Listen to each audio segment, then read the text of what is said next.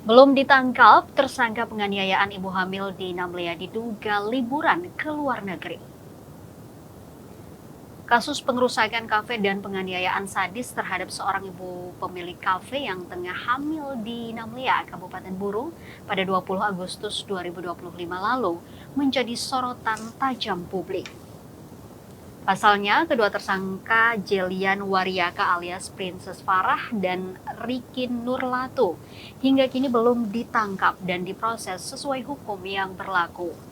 Kuasa hukum korban, Vincent Octosea, mengatakan, dari informasi yang didapatnya, tersangka Jelian Wariaka sementara berada di luar negeri. Jelian dikabarkan asyik berlibur bersama suaminya Soume Nurlatu. Sementara itu, keberadaan tersangka Rikin Nurlatu masih belum diketahui.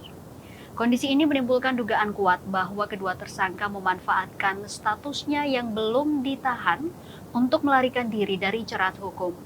Mengingat keberadaan pelaku yang berada di luar jangkauan, Vincent mendesak agar kepolisian Resor Buru segera bertindak tegas dan cepat.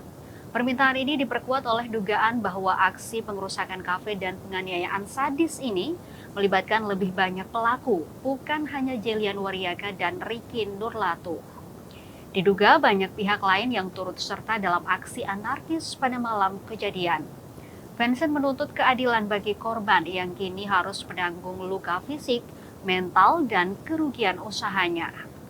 Diberitakan sebelumnya, peristiwa memilukan ini terjadi sekitar pukul 11 malam waktu Indonesia Timur pada tanggal 20 Agustus 2025 di jalur Dusun Wamsaid, Desa Dava, Kecamatan Wailata, Kabupaten Buru. Menurut kuasa hukum korban, Vincent Octosea, kejadian bermula ketika kedua pelaku mendatangi tempat kejadian perkara atau TKP untuk minum-minum. Vincent mengatakan korban H adalah seorang ibu pemilik kafe yang saat itu sedang dalam keadaan hamil. Ia dipukul tanpa membuat kesalahan apapun. Akibat insiden anarkis ini, korban mengalami sejumlah luka fisik dan tempat usahanya terpaksa ditutup sejak Agustus 2025 hingga saat ini. Dampak kerugian yang dialami korban tidak hanya secara material yang terbilang cukup besar, tetapi juga kerugian imaterial secara mental dan psikologis.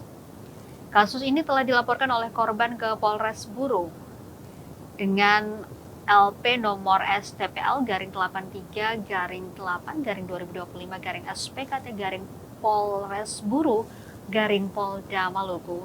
Hingga berita ini diterbitkan, tribunnews.com telah berupaya mengonfirmasi tersangka, namun belum direspons.